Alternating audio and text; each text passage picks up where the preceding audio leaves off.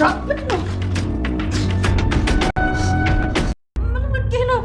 ዝም በይ ውሻታም ካዲ አስመሳይ ነሽ ዝም በይ ውሻታም ካዲ አስመሳይ ነሽ ተስፋዬ ጋሽ በእግዚአብሔር ጋሽ ካዲ ውሻታም ወራዳ ነሽ ደህና ነሽ አይዞሽ አረፍ በይ ጋር አይዞሽ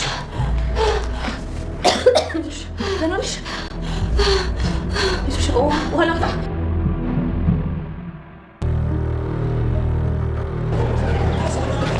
ሩዲ አለሽ ደህና ነህ? አልገኛሽም እኮ ስራ ምናምን እኮ ቢዚ አደረገኝ። ታዲያ ቢዚ መሆኑ ያስረሳል? እሱ ስልክ ነካ ያስረሳም። ግን አንተ ታዲያ ደውልህ እኔ ወደ ውዬ መጣሁ አይደል? ደግሞ በጣም አምሮብሻል። ኧረ ተውኝ፣ እንደዚህ ያልክማ አታሽኮርመመኝ። ኧረ የምሬን ወይስ ካየሁሽ ስለቆየሁ ነው? እንዳልከው ካየኝ ስለቆየክ ነው። ይሄን ያህል የጠፋፋ ነው ማለት ነው? ደግሞ ለዚህ ናፈቅሽኝ ማለት ነው? ናፈቅኩ እንዴ? አዎ። ሲገርም እኔ እኮ ሰው የሚናፍቀኝ አይመስለኝም ነበር። መናፈቅ ቢሉ መናፈቅ መሰለሽ ነው? ባይሆን ነገ ለምን ቤት ምሳል ጋብዝሽ? እሺ ደስ ይለኛል። ግን ግብዣ ምንን አስመልክቶ ነው? አንድ የምነግርሽ ነገር አለ። በዚያውም ያው ቤቴ እንድታይ ፈልጌ ነው። ነገ እንኳን አንድ ጉዳይ አለችኝ። ግን በጨረስኩ ሰዓት ያው ምሳም ባይሆን ልምጣ በቃ። እሺ ግን መቅረት አይቻልም። እሺ አልቀርም። የእውነት የሆነ ነገር ታዘዛ አላልኩሽም? ስለናፈቁሽ ወደ ጉዳያችን ገባን ቀጥታ። እና ላይፍ እንዴት ነው ታዲያ? ምንም አይነት ምን ተፈጥሮ ነው ማማ? እኔ ምን አውቃለሁ ብለሽ ነው? እኔ ልጅ እንዲሁ ዝም ብሎ ዘቡ ብሎ መጥቶ ነው ያናገኝ። ምንም ሳትባባሉ ማለቅ አይገርምሽም? ምናልባት ውጭ የሰማው ነገር ይኖር ይሆን? የሰማው ነገር ባይኖርማ መቼም ዝም ብሎ አልቀኝም። የሆነ የዘለለኝ ታሪክማ ነው። ስልክ የት ነው? እስቲ ስልኬን አቀብኝ። እሺ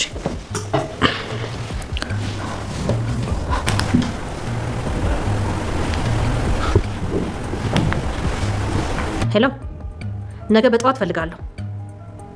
ማን ነው ፈልጋለሁ ያልሽው? የጠረጠርሽው ነገር አለ እንዴ? አዎ፣ እውነቱ ላይ ደግሞ ደርስበታለሁ። እንዴት አመሻችሁ? ደህና መሸህ ልጄ። እኔ ስመጣሁ ነው ትንሽ ደገም አለኝ። ገብቼ አረፍ ልበል። ደግሞ መኮርሜም አለ። በሉ ደህና ደሩ። ደህና ደሩ። ደህና ነኝ። በጣም አምሮብሻል። እንዴት ነው? ሰርፕራይዝ አለኝ እንዴ? ማለት እንዲያምሮብሽ ከጠበቅሽኝ ልትነግሪኝ ወይ ልታሳይኝ የፈለግሽው ነገር አለ ማለት ነው? ምንም የተለየ የምነግርህ ነገር የለም። ፍቅሬን እንደሆነ ታውቀዋለህ። ዛሬ እንዲሁ ዝም ብዬ ልልበስ ብዬ ነው። ወደድከው? ምንም ብትለብሽ እወድልሻለሁ። ይሄኔ ቆንጆ በጣም ናፍቀሽ ነበር። ምን ይናፈቀ? አይንሽ፣ ከንፈርሽ፣ ሁሉ ነገርሽ ናፍቆኝ ነበር። እኔም ናፍቀኝ ነበር።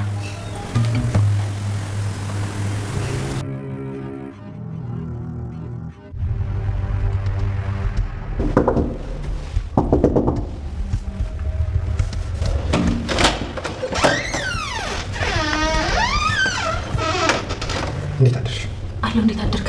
በሰላም ነው እንደዚህ ይችላል?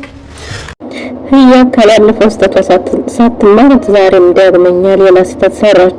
በባለፈው እንግዲህ ስልኳን ሮዳስ ቮይስ አስቀምጣ ወጣ ስለነበረ ቮይስ ፍለር ለዘድንግል ልካ ዘድንግል ጋር ተጣልተው ነበር። አሁንም ሁለተኛ ተጠንቀቂ እንደዚህ አድርጋ ሮዳስ ስራት ያጣለች ከዘድንግል ጋር ብሎ ቢነግራትም ፍቃዱ ቢነግራትም ዛሬም በድጋሚ ለበቀል ብዬ አቶ መስፍን ቤት ገብቼ ግን በልጃቸው ፍቅር ተጠልፌ ይኸው ቤታቸው ቀረሁ ብላ ስትል እንግዲህ የሮዳስ ሰምታት አንቺ አስመሳይ ብላ ልያታለች። ህያብም እባክሽ ከሚናቸው ውጭ ለማንም ይሄንን ሚስጥሬን ያዥልኝ ብላ ግራ ላይ ብትደፋም ሮዳስ አልሰማሽም ብላታለች።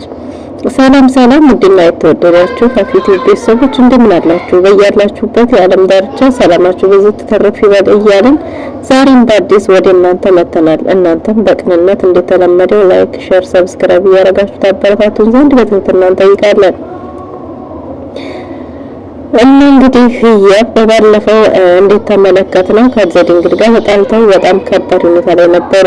እናም እንዲታረቁ ስበብ የሆኑት አቶ መስፍን ነበሩ። አቶ መስፍን አንዲት ሴት ልጅ ያለፈው ህይወቷን ካስታወሰች ካንተ የጎደላት ያልተሟላ ነገር አለ ማለት ነው። አንተ ከባለፈው ህይወቷ ታንሳለህ ማለት ነው። ስለዚህ ራስህን መጸጸር ውስጥ ማስገባት የለብህም፣ ጀግና ወንድ ይሁን ብለው መክረውት ነበር እና በተመከረው ምክር መሰረት ዘድንግል መጥቶ ይቅርታ ጠይቆ ነበርና ታርቀው ሳለ እንግዲህ ብዙ ሙሉ ሳያገር አሁንም ሌላ ስህተት እየሰራች ነው። ይሄንን ከሰማ ዘድንግልስ ምን ይሰማ ይሆን? በሌላ በኩል አቶ ገረመው ለአቶ መስፍን ልጃቸውም የወይዘሮ ህይወትንና የገረመውን ልጅ እያሱን የህያብን የቀድሞ ፍቅረኛ የነሱ ልጅ እንደሆነ ለአቶ መስፍን ነግሯቸዋል። አቶ መስፍን ከዚህ በፊት ሚስታቸው መውለድ እንደምትችል አያውቁም ነበር። ነገር ግን ይሄ ሲፈጠር ሳያውቁ ልጅየው ለአካለ መጠን ደርሶ እዚህ ደረጃ ደርሶ ቤተሰቡን እናትና አባቱን ለበቀል እስከሚመጣበት ድረስ ምንም የሚያውቁት ነገር ስላልነበረ እንግዲህ ገረመው ወይዘሮ ህይወት ከስተቱ እንዲማር ብላ ለማረፍ ብላ ዶክሜንት ብትልክለትም አቶ መስፍን የላኩለት መስሎት ለአቶ መስፍን ሁሉንም ሚስጥር ነግሯቸዋል። አቶ መስፍን እሳት ለብሰው እሳት ጎርሰው ወደ ቤት ሲሮጡ መጥተው ወይዘሮ ህይወትን አንገቷን አንጠልጥለው ወደ ላይ አንቺ ከሃዲ፣ አንቺ አስመሳይ፣ አንቺ ማፈሪያ ታሳፍሪያለሽ፣ ከሃዲ ነሽ፣ ክደሽኛል እያሉ አረ መስፍን መተንፈስ አልቻልኩም ብትልም ወይዘሮ ህይወት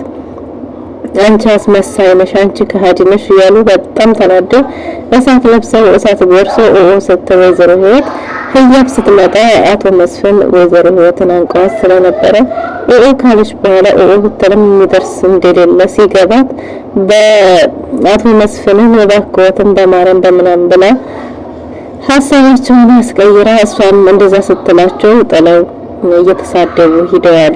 እናም እንግዲህ ወይዘሮ ህይወትን ካረጋጋች በኋላ ውሃ ምንም ከሰጠች በኋላ ህያብ ምን ቢፈጠር ነው እንደዚህ ያረጉት አቶ መስፍን ብላ ስትጠይቃት አይ የሆነ የተፈጠረ ታሪክና ለስታት የምን ታሪክ የሆነ ነገር ቢሰማ ነው መቼም ያለ ምክንያት እንዲህ ሊያረጋኝ አይችልም፣ ስልኬን ስጭኝማ ብሎ ስልኩን ተቀብለው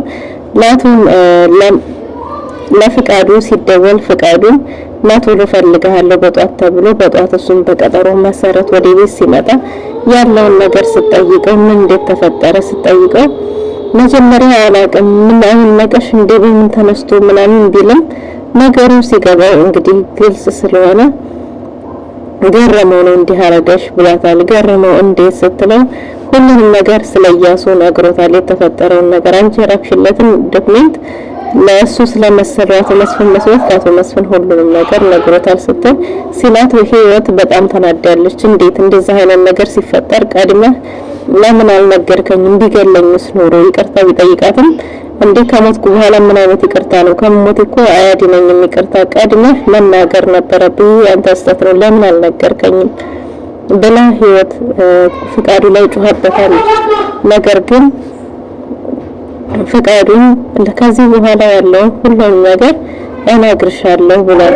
አሁን ባለው ግን መናገር እንደማይችልና እንደማይናገር ማለት መናገር እንዳልቻለ ያው ጥሩ ስሜት ላይ እንዳልነበረ እጅግ በጣም ይቅርታ ልጅ ሲመጣ ሀሳብ የተሰርቆ ነው እና ተናግሯል። ከዚህ በኋላ ላለው ምንም አይነት ድጋሚ ስህተት ላይ ሰራ ቃል ገብቶ ለህይወት ተነስቶ ሄዷል ማለት ነው ፍቃዱ። እናም ህይወትን ከዚህ በኋላ መቀጣት አለበት ስትል በምንድን ነው የሚቀጣው ቢልም አይ የሆነ መፍትሄ መቀጣት አለበት። እሺ ለያቶ መስፍን ሚስት የገጨበትን ቪዲዮ ልትልኪልኝ ሰጥተሽ ለፖሊስ ልታሳሰዩ ነው ወይስ አይ ከመታሰሩ በፊት መቀጣት አለበት፣ ጠበቅ ያለ ቅጣት መቀጣት አለበት ብላ ወስናለች ህይወት። እናም እንግዲህ ኤልሻዴ ደውላ ለወይዘሮ ህይወት በሰላም እንዴት ተመለሰች ተናግራለች። ከዚህ በኋላ ዊልቸር የሚባል ነገር እንደሌለ በእግሯ ተራምዳ እንደምትመጣ ቤተሰቧን በይቅርታ እንደምታሸንፍ አምና መጣለች። እዚህ ጋር የህያብ እህት ባል የኤልሹ ፍቅረኛ የነበረው አቤል እንግዲህ ምንድነው ሮዳስን አፍቅሯል። በሌላ በኩል ደግሞ ኤልሻዴ ልትመጣ ነው። ምን ይፈጠር ይሆን? ሮዳስን እርጉዝ ትመስላለች። 10 ጊዜ እያስመለሰች ትሮጣለች። እናም እንግዲህ ሊያ የአቤል እህት ሊያ የቢኒም እህት እንግዲህ ከሷ ጋር ያለህን ግንኙነት አቁም በተለው እሺ ለናሷል መሰለሽ አቁም እንዴ እያለ እንዲገናኙ ቀጠሮ አስይዟል። በሌላ በኩል ደግሞ እንግዲህ ወይዘሮ ህይወትም ጋር አውርታ እኔ ላግኝሽ ወይ ቀድመሽ ቤት ከመግባትሽ በፊት ተደዋውለው እሺ ተባብለዋል። ህያብን ምን እንደሆነ ስትጠይቃት ወይዘሮ ህይወትም የሆነ ዘመድ እንደነበረችና የሆነ ቦታ ሄዳ እንደነበረ አሁን ሰላም እንደመጣች ነገረቻት። እሷም አምናታለች። ሮዳስ ስትሮጥ ወደ ቤት መጣለች። ደግሞ ምን ልታረጊ መጣሽ ብትላትም ህያብ ደግሞ ምን ጊዜ ገና አመት እንኳን ሳይሆንሽ የቤቱ አዛዥ ሆንሽ ብትላትም እንግዲህ የቤቱ አዛዥ እንደሆነች ነግራታለች። እናም እንግዲህ ፍቃዱ ከዚህ በኋላ ስህተት የሚባል እንዳትሳሳችሁ ቢላትም ሮዳንስ ከዘድንግል ጋር ያስጣላቻት እሷ እንደሆነች ነግራት ኧረ እባክሽ ብላት ተላልፈው ነበር። ግን አሁንም ሌላ ትልቅ ስህተት ሰርታለች። ዘድንግልን እንግዲህ እስካሁንም ድረስ ብታፈቅረውም ዘድንግል ከእህትነት ያለፈ ለሷ ስሜት ስለሌለው ሮዳንስ ሁሌም በቅናት በደንጥል እንዳለች ነው። እና አሁን ይሄንን ትልቅ ሚስጥር አግኝታ የምትደብቅ ይመስላችኋል? ምክንያቱም ህያብ ከማን ጋር እንደምታወራ ባላቅም ስልኩን እንግዲህ ስታወራ ለበቀል እንደገባቻት መስፍንን ለመበቀል ብላ ዘድንግልን እንዲያፈቀረች ስትናገር ነው ሮዳንስ የሰማችው። ሮዳንስም አንቺ ከሃዲ ምናሽ አንቺ ባብ እያለች ስትሰድባት ተንበርክካ ይቅርታ ጠይቃት እባክሽ ከኔና አንቺ ውጪ ለማንም አይወጣ ሚስጥሬን ደብቂልኝ ስትል ወይዘሮ ህይወት መጣ ጠይቃለች። ወይዘሮ ህይወትም ለባለፈው ስህተቷ ይቅርታ እየጠየቀች እንደሆነ